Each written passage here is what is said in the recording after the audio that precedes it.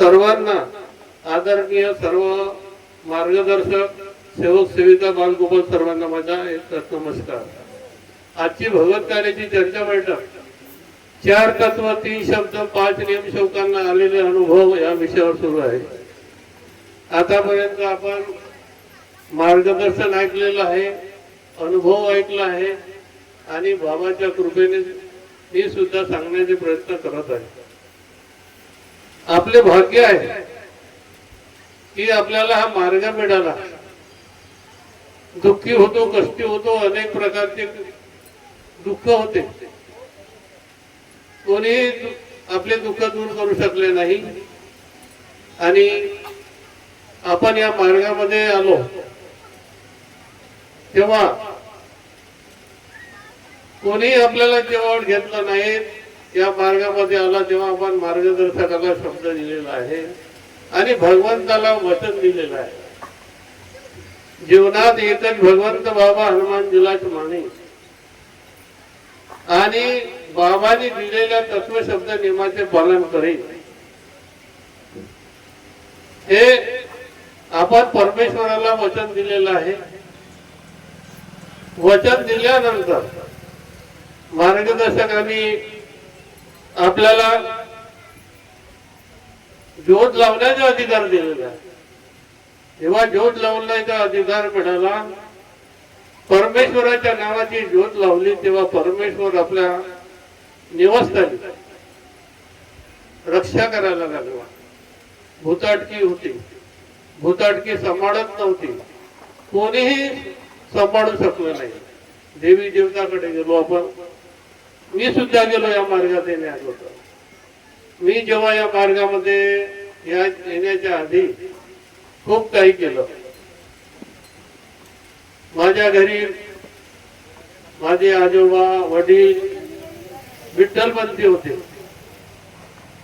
पंढरपूरची सेवा होती आणि सर्व देवाची करत होतो।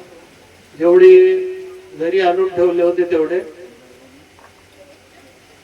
आणि मी 20 वर्षाचा असेल त्या अंदाजामध्ये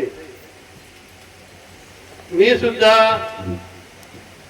कारण की नदी जे वस्ती आहे, मौदा वस्ती आहे, त्या पुराण्या वस्तीमध्ये आमचं घर सुद्धा नदीच्या जवळच होतं आणि तिथून जायचं, नदीवर जायचं, आंघोळ करायची आणि ओल्याच्या अंगाने येऊन हनुमानजीच्या मंदिरामध्ये प्रदर्शना घालायची, नमस्कार करायचं आणि घरी यायचं। घरी आल्यानंतर हनुमान चालीसा वाचत होतो। हनुमान चालीसा सुद्धा वाचला, आरती सुद्धा केली, पण हनुमानजी प्रसन्न झाले नाही। हनुमानजी प्रसन्न झाले नाही, त्यावेळेला दुःख दूर करू शकले नाही। मी ज्यांच्याकडे जात होतो, वांजरा गाव आहे, खेडा आहे आमच्या मौद्याच्या बाजूला, तिथं बाबा फरीद म्हणून येत होता, त्यांच्या दर्ग्यामध्ये आम्ही जात होतो। वांगे नावाचे ते होते भगत, त्यांच्याकडे जात होतो। 2-3 वर्ष गेलो, पण काही आधार मिळाला नाही। त्यानंतर नाका खरबीला तिथं हनुमानजी येते म्हणे अंगामध्ये, तिथं सुद्धा गेलो आणि ते आमचे रिश्तेदारच होते, म्हणजे माझ्या आईचे काका, म्हणजे माझे आजोबा नाही का, त्यांच्या अंगात सुद्धा मारुती येते म्हणे, तर तिथंही गेलो। सांगत होतं खरं, काय होत होतं का नाही सर्व सांगत होतं, बरोबर सांगत होतं, परंतु दुःख दूर कर शकले नाही। आता हे अंगात येते कसे, अंगात येते का, देव अंगात आला का? जर समजा देव त्याच्या अंगात आला असता तर आपले दुःख दूर केले नसते का? देव कसा अंगात येते? एखादी आता एवढ्या सेविका बसलेल्या आहे, कधी अंगात आला का? माणसाच्या अंगामध्ये कोण हनुमानजी आला का? नाही आला ना. बाईच्या अंगामध्ये आला का कोणी बाबा वगैरे? नाही ना, नाही आला, नाही येत. परंतु असं ऐकायला मिळते का? येते. म्हणून आपल्याला समजायचे आहे,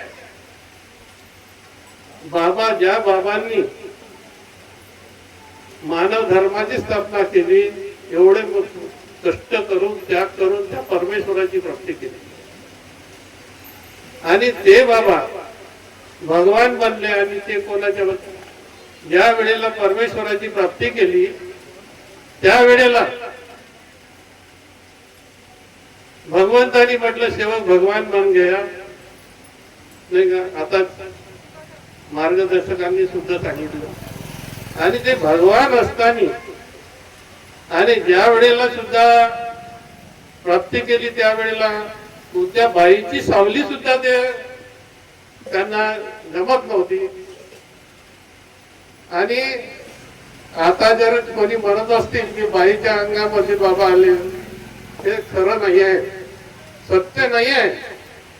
आपल्याला समजायचं आहे, अंधश्रद्धेच्या आहारी जायचं नाही आहे. अनेक ठिकाणी दुकानदारी लागलेले आहे. मला एक अशोक भगत भंडाऱ्याचे आहे, चष्म्याचं दुकान आहे, त्यांनी एका ठिकाणी घेऊन गेला. मला माहिती नव्हतं. तो एक शेव खूप जोरदार आहे म्हणे. चला बरोबर, मला काय मालूम नाही. नागपूरला घेऊन गेला. ऐकायला काय हरकत आहे बाबा, असा जोरदार आहे तर म्हणून घेऊन काय आहे. गेलो बाबा, त्याने नेलं त्या वाडीवर, वाडीला नेलं. वाडीमध्ये तिथे बर्गे बर्गे बर्गे होता तो. आता बसला तिथं तर त्यांना काय केलं, थोडीशी अशीच बरसातीची वेळ होती.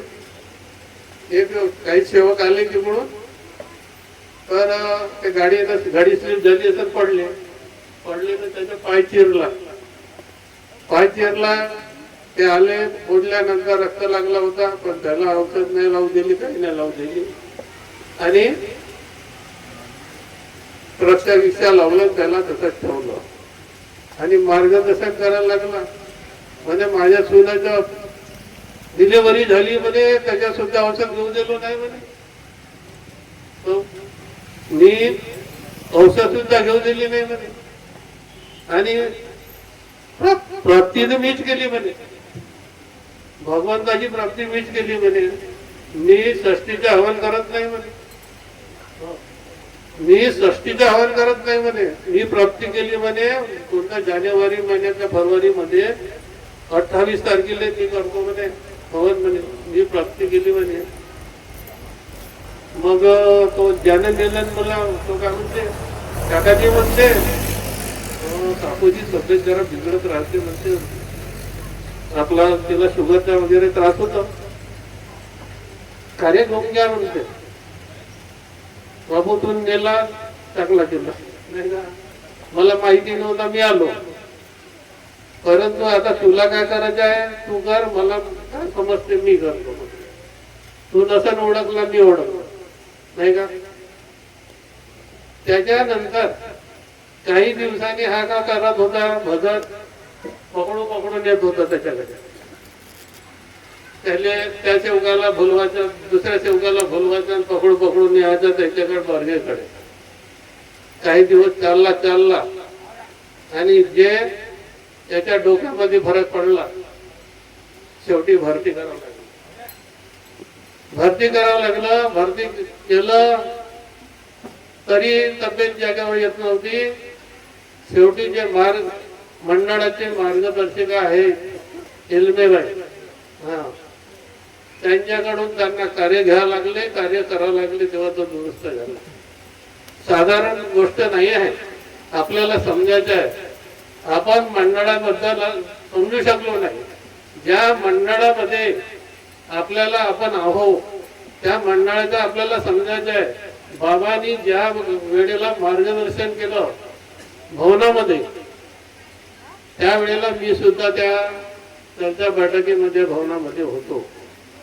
बाबांनी मार्गदर्शन सुरू केलं तेव्हा बाबांनी म्हटलं असं असं कोणता सेवक आहे ते याच्याबद्दल म्हणजे बाबाचे जे वाटत होता बाबाला का मी जाणार आहो एखादा सेवक तयार होऊन जा एखादा ते सेवक बोले तयार हो जाओ बोले कोई आ जाओ बोले मैं उसको बेजान काहीचा शब्द मला आठवणार राहिला योग पुरुष बना दूंगा बोले त्यावेळेला कोणीही तयार झालं नाही आणि त्यावेळेला काही वेळामध्ये त्या उमरेटचे धरणदासजी निनामे उठून उभे झाले होते तू बसून जा म्हणते आता बाबाला त्यानं का केलं होतं मला माहिती नाही त्यावेळेला मी नवीन होतो का केलं होतं मला माहिती नाही तू बसून जा म्हणते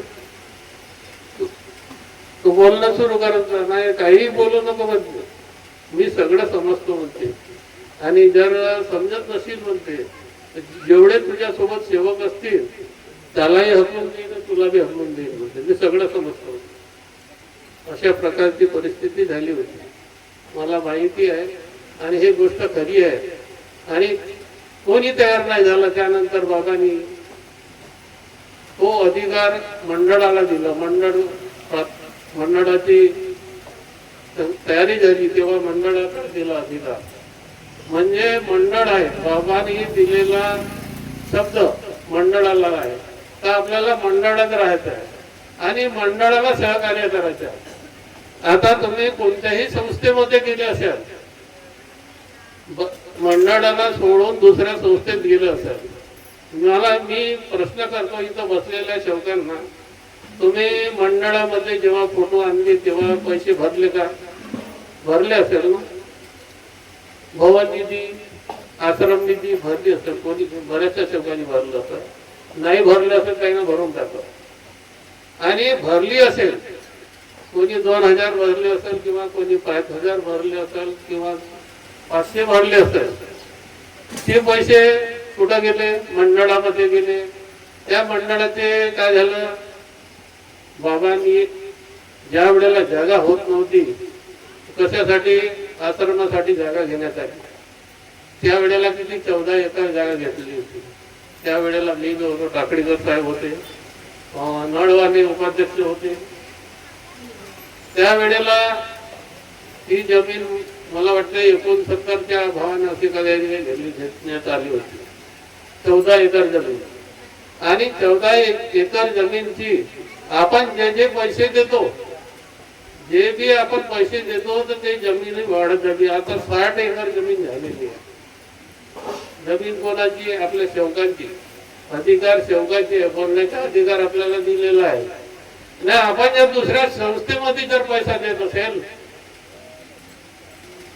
तर कोणाची प्रॉपर्टी वाढणार आहे इथे मंडळाची प्रॉपर्टी वाढत आहे आपण पैशाला दिलेलं आहे मंडळ वाढणार आहे मंडळाची प्रॉपर्टी वाढणार आहे जर आपण दुसऱ्या संस्थेमध्ये जर पैसे कोणी देत असेल ती प्रॉपर्टी कोणाची वाढणार आहे मार्गदर्शनाची तर कोणी बाबा बनून बसलेले आहेत आमच्या बाजूला आमच्या मदत करायचे एक आहे लक्ष्याला बसलेला आहे घेऊन देवरावजी मदनकर मदनकर आहे परंतु मी कधी त्याला आपल्या कार्यक्रमामध्ये बोलवत नाही म्हणते खूप विरोध आहे म्हणजे माझ्यामध्ये आणि तो काय म्हणते माझ्याकडे बाबा आले होते म्हणते मी बाबाकडे नव्हतो गेलो म्हणते एवढा अहंकार आहे हो एवढा अहंकार आहे बाबा होऊन बसलेले आहेत स्वतःच फोटा देतात 3-3 हजार घेतात आणि आपल्याला मंडळाचा फोटो तर 700-750 मध्येच मिळते फोटो वगैरे मग बाकी पैसे कुठे जाते 3000 घेऊन राहिले 4000 घेऊन राहिले तशा दुकानदारा लावून आपली प्रॉपर्टी करत आहेत आपल्याला समजायचं आहे सेवकांनी की आपण आपल्याला अंधश्रद्धेमध्ये फसायचं नाही आहे आपल्याला ओळखायचं आहे सत्य काय आहे सत्य ओळखण्याची गरज आहे तरच आपण या मंडळाचे या बाबाची सेवक सत्य उभा देऊ बाबांनी सत्य शिकवलेलं आहे बाबांनी सांगितलेलं आहे एका अनुभव ऐकलेला आहे म्हणे मला एका दरोड्या व्यक्तींनी शिव्या दिलेल्या आहे दारू पिलेल्या व्यक्तीने शिव्या दिलेल्या आहे. म्हणजे मी तिथं निवासस्थानी गेल्यानंतर बाबा मार्गदर्शन करत होतो. तिथं बाबांनी सांगितलं माझी पद गेली म्हणे, मला शिव्या दिल्या, माझी पद गेली म्हणे, परंतु मी सत सोडला नाही म्हणे. तुम्ही बी सत सोडू नका म्हणे, सत सोडू नका. म्हणजे आपल्याला बाबांनी दिलेला सत्य, मर्यादा, प्रेम याचं पालन करायचं आहे. सत्य, मर्यादा, प्रेम आपल्या अंतःकरणामध्ये उतरवायचं आहे. सांगितलेलं आहे, संतांनी सांगितलेलं आहे, स्मरण करा परमेश्वराचं. जर स्मरण करत असल्या तर परमेश्वर वेळोवेळी साथ देईल. म्हटलं आहे संतांनी, अमृता होनी गोड नाम तुझे देवा. त्या परमेश्वराचं स्मरण करा, नाव घ्या, सर्व बरोबर होईल, मोठी अडचण येणार नाही. म्हणून आपल्याला समजायचं आहे की आपण कोणत्या ठिकाणी बसलेलो आहोत आणि आपण का भटकत आहोत. कोणी जसं सांगितलं तसंच करायचं. आता ते एका सेवकांनी सांगितलं तू असा कर, असं होऊन जाईल. आता कोणी गिऱ्हाईक कोणाला सांगितलं तेही कोणाचे काय, पण हातपाय कोणाचे पडतील, जीव कोणाचा जाईल. आपल्याला विचार करायचा आहे. म्हणून जे आपल्याला मंडळाचे कार्य करायचे आहे ते करायचे आहे. आता आमच्या सेविका येतात, सेवक येतात. 3 दिवसापासून हे आता 15 ऑगस्टचा कार्यक्रम आहे. तिथं म्हणजे सेवा देण्यासाठी जे तिथं जेवी कचरा पडलेला राहते, हे राहते, सेवक येतात. अरे असे घाण करून ठेवतात, काही सांगतात वगैरे. मला वाटते ते मंडळाचे सेवक नसतीलच, कारण की खाते एवढा ह्या करून ठेवते. त्या मुलांचे ते हगी सुद्धा तिथे टाकून ठेवते. जेव्हा उचलते त्या लोकांना किती किडस येत असेल विचारायला. हा असे आहे सेवक. त्याला सेवक म्हणायचे का? या मार्गात येऊन जर आपण सेवक बनलो, मानवता आली नाही आपल्यामध्ये, तर कसले सेवक? बाबाने आपल्याला मानवता शिकवलेली आहे आणि आपली सेवा करणं शिकलो नाही. आपण सेवा करणं शिकलो का आपण? नाही. आज शिकलो असतो तर ह्या गोष्टी आल्या नसत्या ना, आपल्या दुकानदाऱ्या लावल्या नसत्या. हे कशामुळे होता? हा अहंकार. मी मोठा, काय म्हणते, मी मोठा. हा मीनच गडबड केलेली. हा मी जिथं आला तिथं गडबड झाली. हा मी केलं, मी हे केलं, मी ते केलं. अरे आमच्या इथं मी आहे, थोडेसे करते, झाड जोडणं, आपला फोटो काढते. अरे हे काही नाही. सकाळी मला म्हणते उभे व्हा म्हणते, तिथं म्हणते फोटो काढून. तुला गरज नाही त्याची. कोणाशी जवळ तुम्हाला दिखावा दाखवला? दिखावा दाखवण्याची गरज नाही आहे. पहिले कर्म करा, कर्म करा मग बघा. आणि तुम्ही जर उद्देश ठेवून जर कर्म करत असाल, कार्य करत असाल, त्या मंडळामध्ये काही उपयोग नाही. बाबांनी आपला ध्येय मानव मंदिर सगळ्यांना आहे ना. आपला ध्येय कोणता आहे? स्वार्थासाठी करतो. काही लोकांच्या उद्देश राहते, कार्यक्रमाला जाते, माझी ओळखी वाढत, मी समोर संचालक बनी. का बने संचालक? दुखी होतास तेव्हा कोण बनला होता? जेव्हा दुखी होता तेव्हा कोण होता? कशी हालत होती? सुधारला तर एवढा हुशार होऊन गेलो नाही का? समजण्याची गरज आहे. ज्या दिवशी आपण या मार्गात आला त्या दिवशी आपण कसे होतो ते समजायचं आहे. बरेचसे आहेत, आमच्या इथं बी आहे ते स्वयंसेवक म्हणून आहे. बाबा कोणी सेवकामध्ये कोणीच विचारायला तयार नाही. इलेक्शनच्या वेळेला कोणीच विचारायला तयार नाही. तिथं गेला, ज्या 3-4 पार्ट्या उभ्या झाल्या होत्या, मला द्या, मला पद द्या, तरी कोणी द्यायला तयार नाही. तरी चालले. उद्देश ठेवून काम करता का? निस्वार्थ सेवा करा. मला मी 3 वेळा चान्स आला, संचालक बनलो असतो. मदनकर साहेबांनी पहिल्या वेळेलाच मला म्हटलं होतं, नाही, मला जे जबाबदारी मिळालेली आहे तेच चांगल्या रीतीने करू द्या. मला काही धावपळ करण्याची गरज नाही. ते जर करू शकलो, त्या बाबाच्या कृपेने तेच करू शकलो, भरपूर आहे. परंतु खूप स्वार्थ लोकांमध्ये, मी असं झालो पाहिजे, मी तसं झालो पाहिजे, धावपळ करतात, मी संचालक बनलो पाहिजे म्हणून अर्ज देतात मार्गदर्शकासाठी. आमच्या वेळेला अर्जाची गरज नव्हती. जो लायक होता तो आपल्याला झाला त्याच्याकडे, पण जो लायक होता त्याच्याकडे आपल्याला चाला, आम्ही कोणाला मागितलं नाही. पण बाबांनी म्हटलं होतं, जेव्हा निखारे जे होते आमच्या पहिले तिथं म्हातारे होते, एक दिवस गेलो बाबाकडे, किती सेवक बनवला का बघते, नाही बाबा ते नागोरावजी निखारे आहेत मार्गदर्शक. बरोबर. आता ते होते तोपर्यंत त्यांनी केलं, आता त्यांना काही जमत नव्हतं जास्त इकडे तिकडे जायला. त्यांनी आपल्या पोराला नसतं दिलं का? नाही दिलं. माझ्याकडे काय सोपवलं मला माहित नाही, माझ्याकडे काय सोपवलं मला माहित नाही, माझ्याकडे सोपवलं. त्या परमेश्वराच्या कृपेने ते करत आहोत, मी काही करू शकत नाही. म्हणून स्वार्थ ठेवून कार्य करू नका. स्वार्थ ठेवून जर कार्य केले तर तुम्ही सामोर जाऊ शकणार नाही, आणि जे तुमची इच्छा आहे ते पूर्ण होऊ शकणार नाही. कारण निस्वार्थपणे केल्या तर परमेश्वर समोर आणल्याशिवाय ठेवणार नाही, हे आपल्याला समजायचं आहे. म्हणून या मार्गामध्ये आपण आलेलो आहोत, तर आपले भाग्य आहे तर आपण अशा ठिकाणी बसलेलो आहोत. आणि हा जीवनाच्या उद्धाराचा मार्ग आहे, मोक्षाचा मार्ग आहे. तर या मार्गाला आपल्याला समजायचं आहे. मार्ग म्हणजे रस्ता. रस्ता कोणता? मौद्यावरून आपण इथपर्यंत आलो तो का? नागपूरला जायचा रस्ता नाही. आपल्याला भगवंतापर्यंत पोहोचण्याचा रस्ता बाबांनी दाखवलेला आहे, मार्ग दाखवलेला आहे. त्या परमेश्वरापर्यंत पोहोचण्याचा मार्ग दाखवलेला आहे. तो कशामुळे दाखवला आहे? त्या तत्व शब्द नियमामुळे. भगवत प्राप्ती करता निष्काम कर्मयोग साधण्याकरता बाबांनी 4 तत्व दिले आहे. 4 तत्वाची पूजा का करतो आपण? काय करायला सांगा तुम्ही? त्या तत्वामुळेच आपण भगवंताची प्राप्ती झाली. म्हणून आपल्याला समजण्याची गरज आहे. या मार्गाला वेळ झालेला आहे.